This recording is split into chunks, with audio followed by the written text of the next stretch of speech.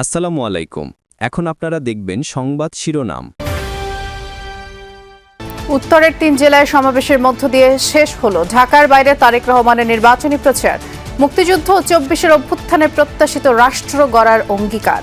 বিভিন্ন জায়গায় বিভিন্ন ষড়যন্ত্রে লিপ্ত হয়েছে, কারণ তারা বুঝে গিয়েছে সারা বাংলাদেশের মানুষ ধানের শীষের পক্ষে রায় দেওয়ার সিদ্ধান্ত নিয়েছে। জনগণের সম্পদে হাত দিলে ছাড় নয়, সিলেট বিভাগের ৩ জেলায় জনসভায় জামায়াত আমিরের হুঁশিয়ারি। ক্ষমতায় গেলে দুর্নীতি, চাঁদাবাজি বন্ধের প্রতিশ্রুতি। জনগণের এই টাকা যারা চুরি করেছে, আল্লাহ তাআলা আমাদেরকে দায়িত্ব দিলে আমরা ওদেরকে শান্তিতে থাকতে দেব না। অভিযোগ পাল্টা অভিযোগে জমজমাট নির্বাচনী প্রচার। দেশজুড়ে প্রার্থী ও নেতাকর্মীদের দৌড়ঝাঁপ, দিচ্ছেন নানা প্রতিশ্রুতি। চাওয়া পাওয়ার হিসাব মেলাচ্ছেন ভোটাররা। 4.5 কোটি তরুণ ভোটারই বদলে দিতে পারে ভোটের সমীকরণ মত বিশেষজ্ঞদের। নতুন ভোটারদের চাওয়া জুলাই চেতনা বাস্তবায়ন, দুর্নীতি প্রতিরোধ আর কর্মসংস্থান। তার যোগ্যতা কি সেটা বিবেচনা করে যে প্রার্থীকে ভোট দেওয়া হবে। সেই চাওয়াগুলো যে প্রার্থী পূরণ করবে, অবশ্যই সেই প্রার্থীকেই ভোট দিতে চাচ্ছি। হাদি হত্যার বিচার চেয়ে ইনকিলাব মঞ্চের নেতাকর্মীদের সঙ্গে পুলিশের দফায় দফায় সংঘর্ষ। জাবের, রনি ও আম্বার সহ আহত বেশ কয়েকজন। বিশ্বকাপ ক্রিকেটের পর্দা উঠবে আজ সকাল 11:30টায় প্রথম ম্যাচে লড়বে পাকিস্তান নেদারল্যান্ডস। সন্ধ্যায় মুম্বাইয়ে উদ্বোধনী অনুষ্ঠান। আসসালামু আলাইকুম। এখন দেখবেন সংবাদ বিস্তারিত। দুর্নীতি দমন আইনের শাসন ও জবাবদিহিতাকে গুরুত্ব দিয়ে ইশতেহার ঘোষণা করল বিএনপি। তারেক রহমান ঘোষিত ইশতেহারে লুটপাট নয় উৎপাদন, ভয় নয় অধিকার এবং বৈষম্যহীন সমাজ গড়াকে প্রাধান্য দেওয়া হয়েছে। খাতভিত্তিক কর্মসংস্থান সৃষ্টির পরিকল্পনাকে প্রথম ও প্রধান অগ্রাধিকার দেওয়া হয়েছে।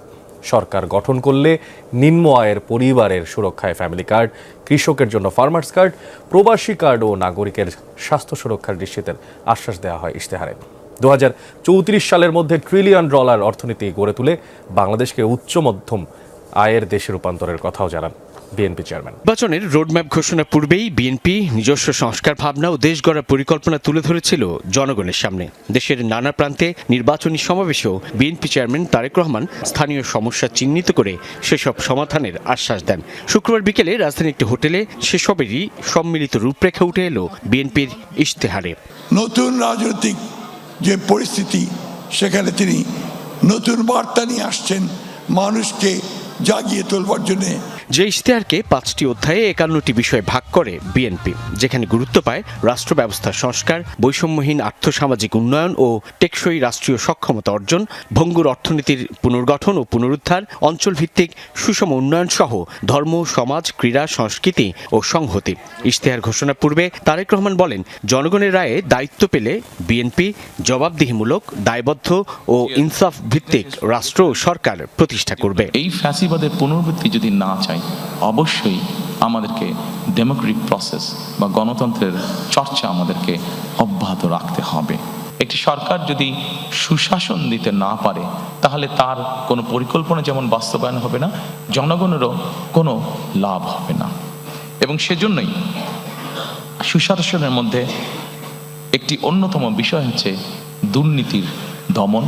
তারেক রহমান জানান, বিএনপি নির্বাচিত হয়ে রাষ্ট্র ক্ষমতায় গেলে স্বাক্ষরিত জুলাই সনদ বাস্তবায়ন করা হবে। সর্বশক্তিমান আল্লাহর প্রতি পূর্ণ আস্থা ও বিশ্বাসকে রাষ্ট্র পরিচালনার মূলনীতি হিসেবে সংবিধানে পুনঃস্থাপনের পাশাপাশি রাষ্ট্র ব্যবস্থা ও সাংবিধানিক সংস্কারের নানান পরিকল্পনা তুলে ধরেন তারেক রহমান।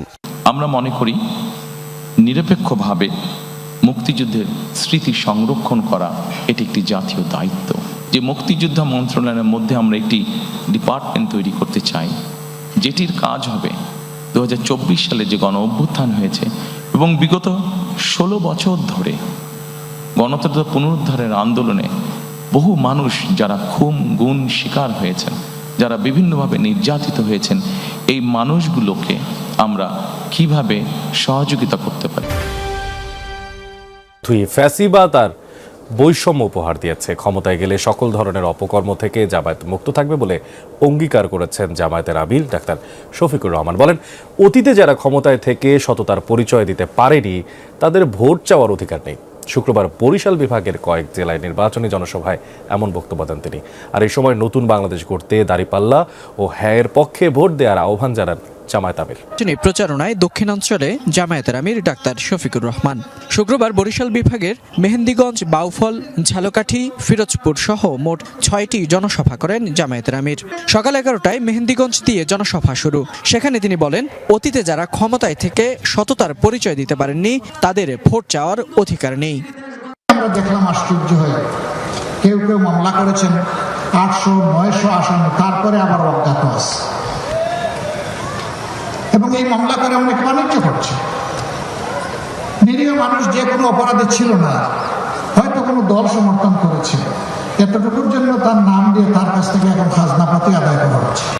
বেলা 12টায় পটুয়াখালীর বাউফলের জনসভায় যোগ দেন জামায়াতের আমির। বলেন, 54 বছরের রাজনীতি জাতিকে শুধুই ফ্যাসিবাদ আর বৈষম্য উপহার দিয়েছে।